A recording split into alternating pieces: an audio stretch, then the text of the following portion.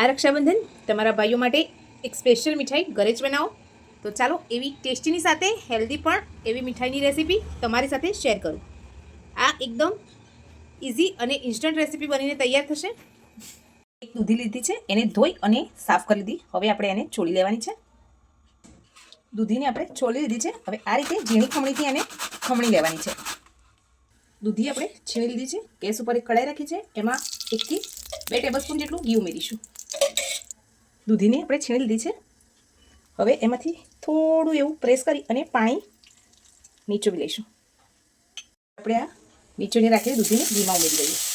ગેસની ફ્લેમને સ્લો કરી દઈશું. થોડીક વાર માટે આપણે આને આમાં ઘીમાં શેકી લેવાની છે. ગેસની ફ્લેમને લો રાખજો, નહીં તો દૂધી જે છે એ તળિયે ચોંટી જશે. આપણી દૂધી શેકાય છે ત્યાર સુધી આપણે એક બાઉલમાં 1 વાટકી મિલ્ક પાવડર લઈશું. એમાં થોડું દૂધ ઉમેરી એક પેસ્ટ બનાવવાની છે. આપણે આ રીતે જો મિલ્ક પાવડર ઉમેરીશું તો એમાં લમ્સ નહીં રહે. આ રીતે આપણે વિસ્કરથી એકવાર મદદથી એકવાર આટલી મિક્સ કરી લઈશું તો એમાં એક પણ લમ્સ નહીં રહે. દૂધી આપણી શેકાઈ ગઈ છે. હવે આપણે એમાં 1 વાટકી દૂધ ઉમેરીશું. હવે ગેસની ફ્લેમને હાઈ કરી દઈએ. આ રીતે સાઈડમાં ચોંટે નહીં દૂધ અને એ રીતે મિક્સ કરી લેવાનું છે. હવે આ સમયે આપણે 1 વાટકી નાળિયેરની છીણ ઉમેરી દઈશું. જો તમે ના ખાતા હોય નાળિયેર તો એને સ્કીપ કરી દેવાનું છે. હવે સરસ મિક્સ કરી લઈશું.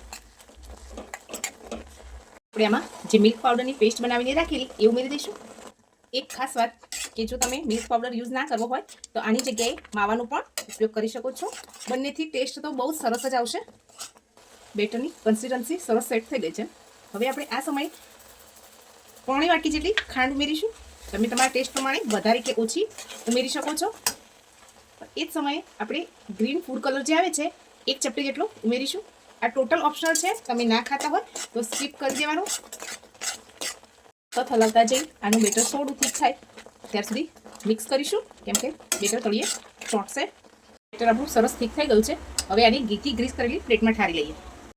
ઘીથી ગ્રીસ કરેલી પ્લેટમાં ઠારવાનું છે. અને પ્લેટમાં બેટરને ઉમેર્યા પછી ઘીથી ગ્રીસ કરી કોઈ પણ આ રીતે ગ્લાસ કે વાટકીની મદદથી આપણે આ રીતે એને પ્લેન કરી લઈશું.